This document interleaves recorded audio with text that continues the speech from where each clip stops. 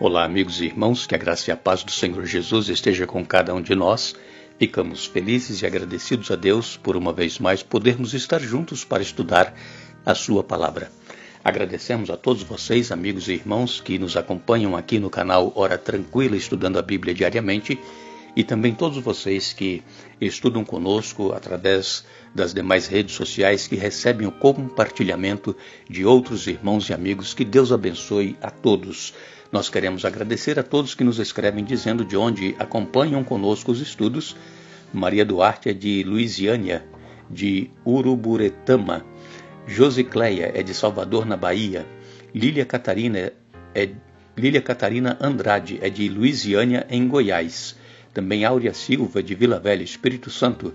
Pedro Santana, de Paconé, em Mato Grosso. Pedro e Ana, de Bolton, aqui em Massachusetts, Estados Unidos.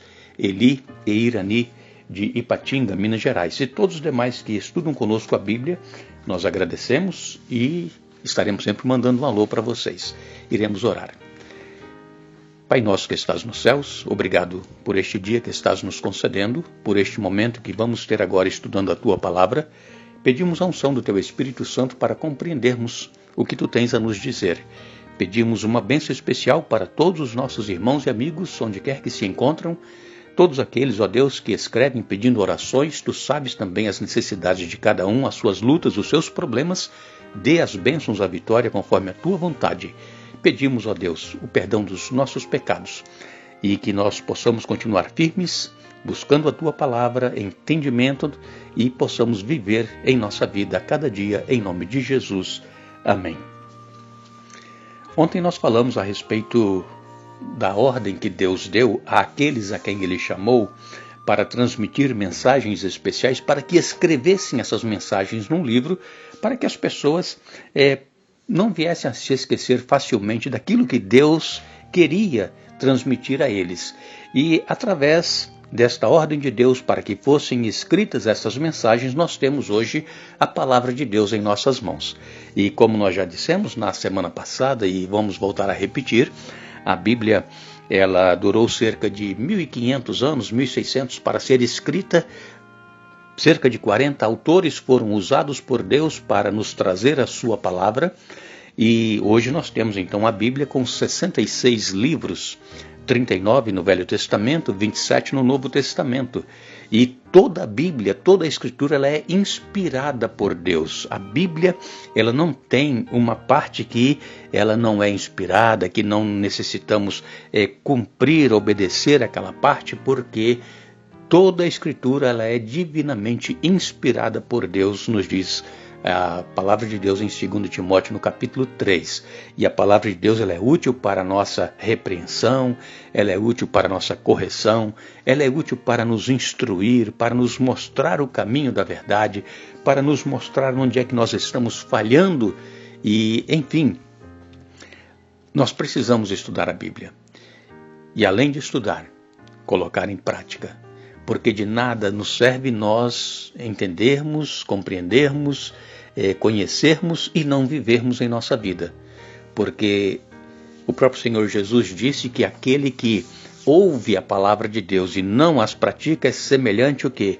Aquele homem que construiu a sua casa sobre uma areia. Quando vêm as provações, as dificuldades, a pessoa ela não subsiste, ela não resiste, ela então vai fracassar na sua fé.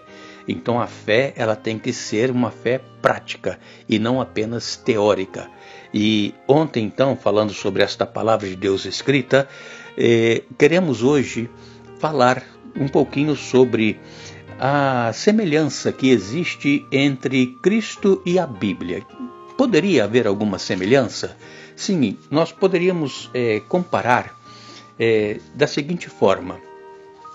A palavra de Deus, ela foi concebida pelo Espírito Santo. O Espírito Santo foi que inspirou as pessoas a escrevê-la.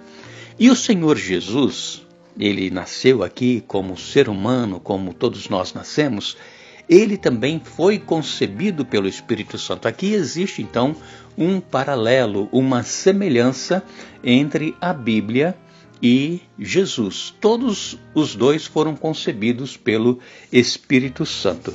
Nós queremos ler algumas passagens bíblicas em João capítulo 1, no verso 14.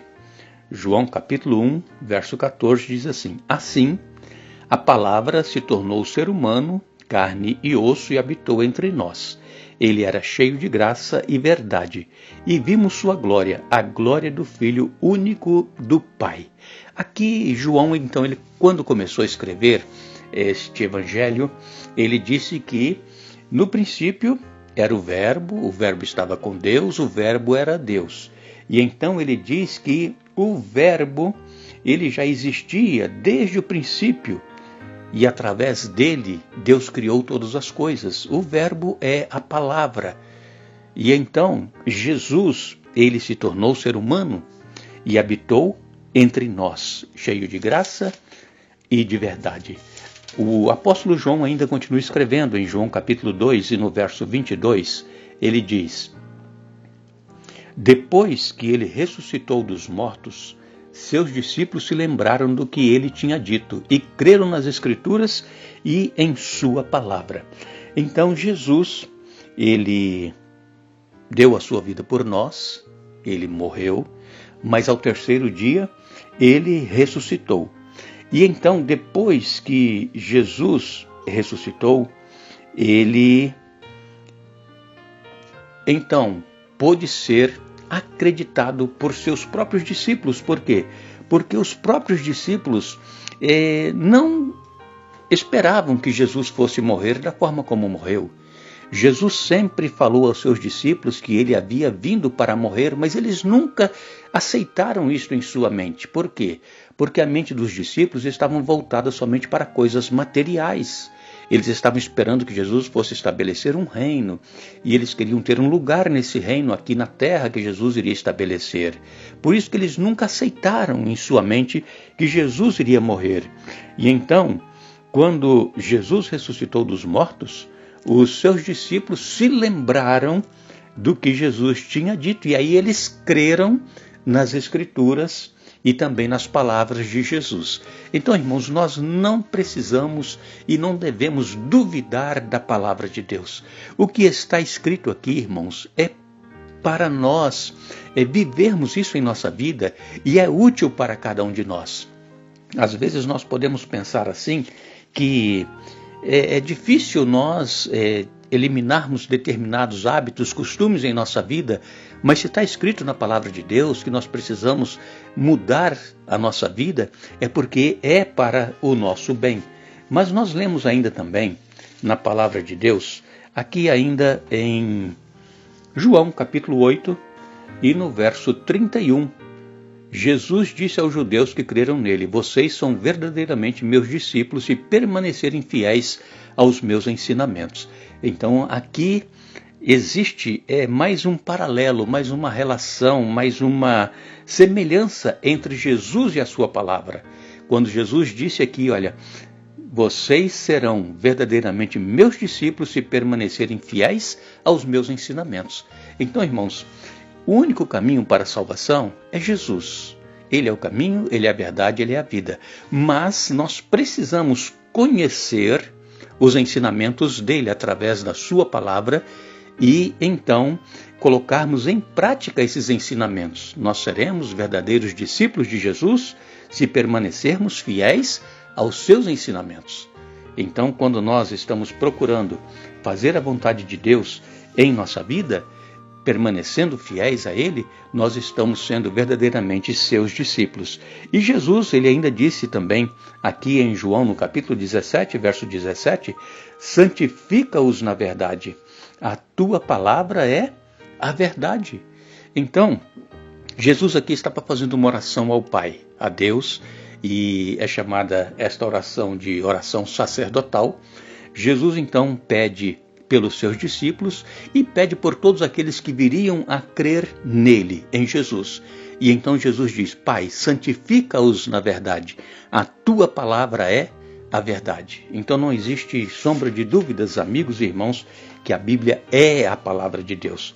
Também ainda lemos em Atos, no capítulo 4 e no verso 12, Não há salvação em nenhum outro. Não há nenhum outro nome debaixo do céu em toda a humanidade pelo meio do qual devamos ser salvos. Somente através de Jesus, amigos e irmãos, é que nós seremos salvos.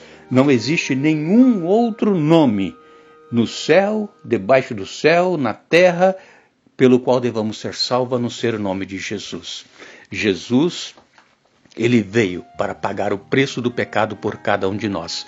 E é por isso que nós precisamos diariamente buscar entendimento e conhecimento da palavra de Deus e colocar em prática em nossa vida para que nós possamos ser verdadeiros discípulos de Jesus.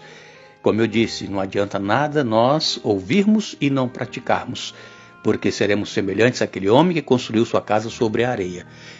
Onde estamos firmando, irmãos, a nossa fé? A nossa fé está firmada na rocha, que é Cristo, ou a nossa fé está firmada em coisas materiais e que agora nós estamos vendo que de nada serve? Todos estão passando por este problema, muitos perdendo o emprego, muitos perdendo o seu comércio, muitos falindo, e pessoas que colocavam a sua confiança nas posses que tinham e agora estão vendo que de nada serve. Então, irmãos, a nossa fé, a nossa confiança precisa estar solidificada em Jesus, que é a rocha da salvação, e que possamos transmitir esta verdade especialmente aos nossos familiares e que as outras pessoas também vejam que nós temos um Salvador que é capaz de nos dar a vitória sobre toda e qualquer situação que nós vivemos. Lembrem-se, se nós tivermos falta de sabedoria, peçamos a Deus que a todos dá liberalmente. Tiago capítulo 1, verso 5. Que Deus nos abençoe.